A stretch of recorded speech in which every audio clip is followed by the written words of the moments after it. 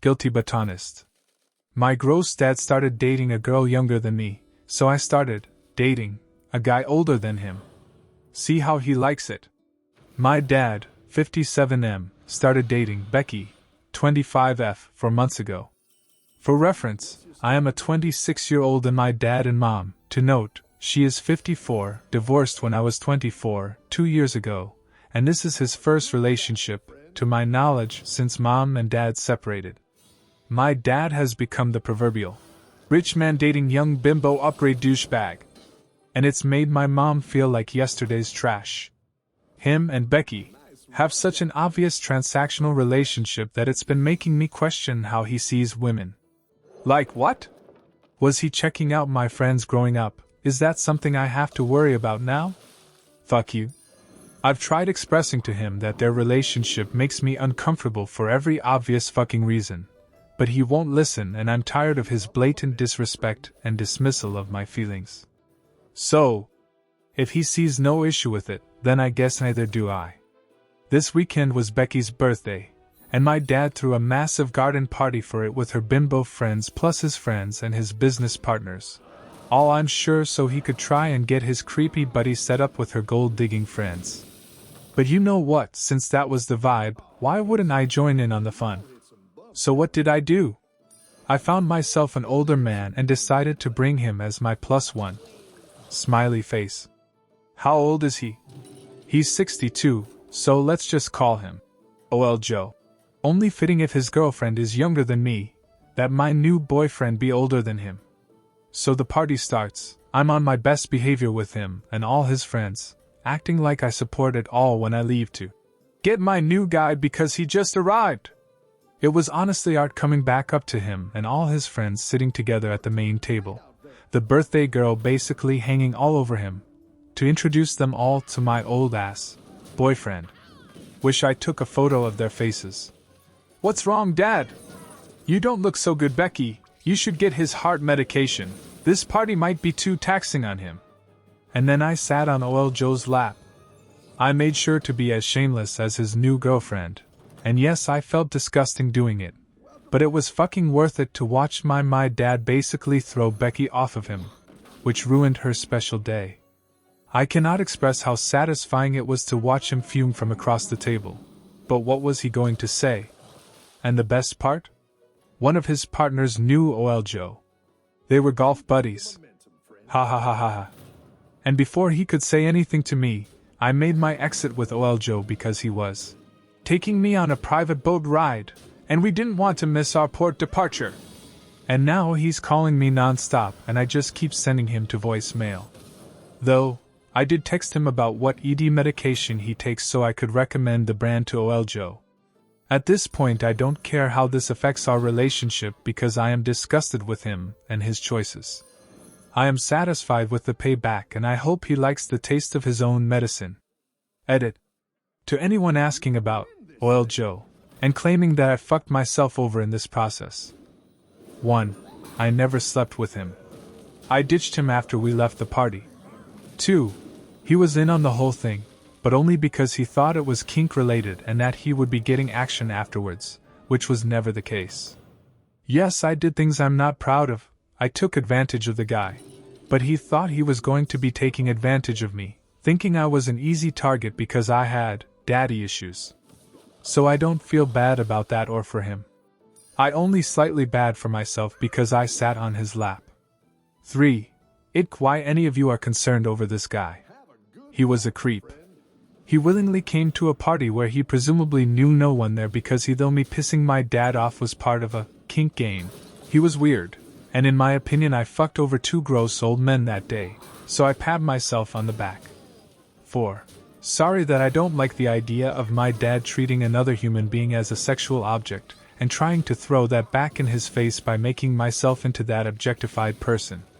And I have that opinion of their relationship because I am watching it unfold in real time. If you saw them together, you'd understand where I'm coming from. He is handsy with her eye in public places and in front of me. And yes, she has a choice in this, but to play into that dynamic is also weird, and I feel bad that she's become so complacent in her own exploitation. That's sad. But if he wants to be with someone younger in a transactional relationship, clearly I can't stop him. But is it really so much to ask at his grown fucking age to have some fucking respect for your daughter and keep that shit out of my face and out of my life? I don't think so, but I guess that's just me. Lilpers. I bought the property he wanted. He was a jerk about it. The backstory. Here in Sweden there is a huge difference in house prices between popular areas and major cities, compared to the countryside. This meant that I was able to buy a small fixer-upper house at the age of 23, 4 years ago, on a very average income. There was only me and one other bidder involved, and I eventually won the bidding at a reasonable price. The house is located a bit outside town with only one other house next to it, as well as an empty lot. Shortly after moving in, an older guy came knocking on my door. He told me he was the other bidder and the owner of the empty property, and he only wanted my house in order to tear it down and make more space for his friends' RVs. He finished by essentially saying, "Enjoy your pile of junk." Since then he has spent most of the summers in a lawn chair next to his RV on the empty property, with a clear view up my driveway and shooting me dirty looks every time I walked or drove by. Now, as I said, the house is a project, and I've made many improvements over the years as time and money has allowed. There is always something that needs doing on the house, and I'm also the designated mechanic for friends and family. There is usually a car or two getting repaired in my garage. This means lots of noisy tools. I've made sure to always start some kind of project when I see him sit down in his chair. This has gone on for a few summers now. He gives me dirty looks. I make noise. Only on reasonable hours, though. I don't do anything he can reasonably complain about. Today I continued on my bedroom remodeling, and it seems my circular saw finally broke him. He turned his RV around and put the chair in the opposite direction, where there is an actual view, as compared to my driveway. I see this as a total victory. More confessions coming. Leave your thoughts, or have you done something petty to share? Different average 37. Dumb boss cut my hours and cost lost his job. Thank you 57 for the grammatically correct edit of my post, laughing face. So, from the age of 16 to 20 I worked at a 24-hour fast food joint. After having worked there for so long, I was very good at what I did, to the point I could handle the entire store by myself as long as I needed, with little to no drops in customer satisfaction or speed. When I was 19, my grandfather got sick, which was really hard because I loved him to bits. My boss and I were close, so we worked out a deal where he would schedule me a ton, and I would essentially be on call for any time he needed someone to cover a shift. I would also work a straight 24-hour shift on Monday, busiest day. Being alone for 8 hours of it, these piled on hours resulted in me getting around 10 to 15 hours of overtime per week, sometimes more. This actually saved him money, because one guy working for $17 an hour at time and a half was cheaper than paying 3 guys $15 an hour to do the same work, allowing him to make way bigger profits. This allowed him more leeway and rep with corporate, meaning he would get bigger bonuses, and he could give me a raise after around 6 months, citing how well I worked. The other part was that I got a week off a month to visit my grandfather and assist him with his care or anything else I needed, while the extra money allowed for me to help pay for his treatment. Our agreement went on for a year before he was promoted to regional manager, which was a big jump.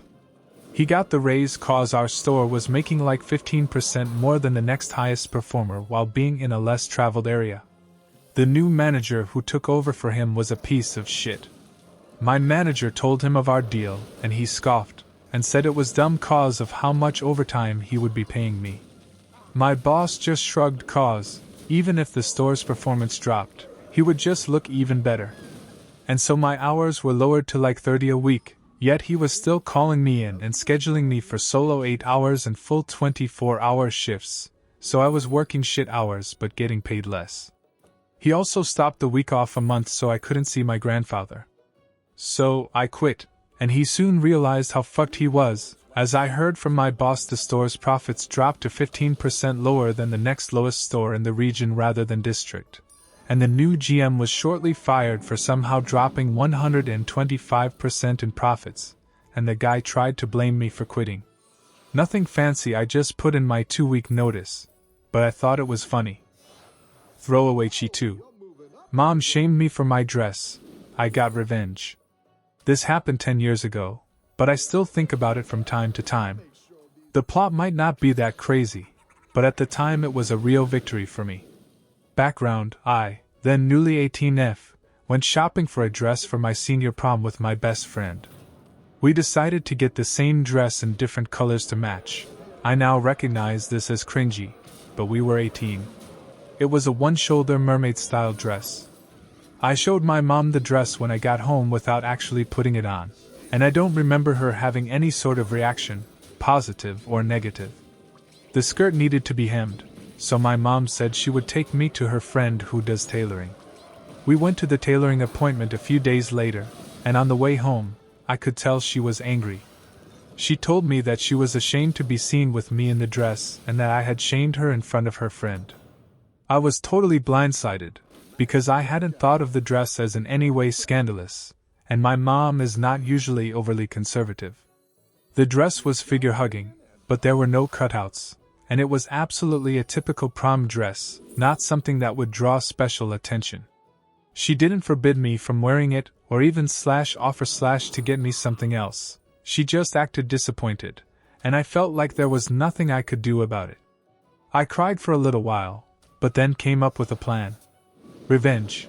I put the dress on Facebook Marketplace and sold it a few days later without my parents' knowledge. I did the exchange in a shopping center parking lot near my house. I didn't give a stranger my parents' address without telling them, "Don't worry." I got about 2/3 of my money back. I told my best friend about my plan, and she understood even though it ruined our plans to match. The weekend before the prom, I had my boyfriend drive me to a mall where there was a pop-up tuxedo rental shop, and I rented a women's tuxedo and bought cheap shoes to go with it. I had a driver's license to use for ID even though I didn't have a car. I brought my stuff home and stashed it in my closet. The day of the prom, and I had my boyfriend and some friends over at my house to get ready. I hid myself from my mom while getting ready, and when everyone walked out into the yard where my mom was waiting to take pictures, I walked out last in my tux. The look on her face was incredible. She is rather homophobic and generally critical of gender non-conforming clothing, so I knew she wouldn't approve. She clearly didn't want to say anything in front of my friends though. She pulled me aside before we left, and I told her something like, "I know you didn't approve of my dress, so I decided to wear something a little more modest." I told her I'd sold the dress and gave her some money to cover the alterations, even though I think she'd gotten them free from her friend, and then turned around and walked out. We have never talked about this incident. My boyfriend's dad drove me home and my parents were already asleep when I got there, so there was no awkward ride back, but I think my mom treated me with more respect ever after. The 0UTC4SD. Forgetting customer names. I recently started doing this to entitled customers who berate me over the phone and who don't seem to understand that their little piddly-ass orders doesn't make them king of the world. Whenever they call and ask for the status of their orders or tell me the need to speak to my boss, I go, "Sure, let me look into that." Or, "Yes, let me see if he's available." And end the sentence with, "I'm sorry, but may I ask who I'm speaking with?" For some reason, that drives them up the fucking walls. One customer went, "How can you not know who I am by now?" And I just replied, "I'm sorry about that, sir. I deal with a lot of customers on a daily basis." Guess this makes them feel as though they're not important. Bird off the bird. Manager made me share my calendar details, so I deleted everything except meetings and holidays. Today my micromanager came to my desk and made me give her access to my calendar so that she could see full details of every Outlook appointment. Of course, I complied. After she walked away, I deleted all of the tasks I've ever entered, to make sure I'm blocking off time to accomplish my work during normal business hours, and created a new calendar that I will use to document what I'm working on, and how long it takes me to do so. I did leave team meetings, paid holidays and PTOs/OO on the calendar she made me share with her. Hopefully it's not too obvious that I won't be using it in the way she believes will allow her to see how I'm scheduling my workflow. I am salaried, and am very diligent about getting things done between the hours of 8 to 5 so that I don't get fucked into working on nights and weekends. She has had to pick up work from other project managers whose workloads were too much for them to handle. I believe she's either trying to justify firing me, or assigning me other people's work. Now my calendar won't reflect my day-to-day tasks, so she won't know for sure what I'm working on until we run monthly reporting. I have to track my time in our software and meet a KPM of 80% tracked to a project each month. Thanks for watching. Feel free to watch the last minute of the game. Cheers.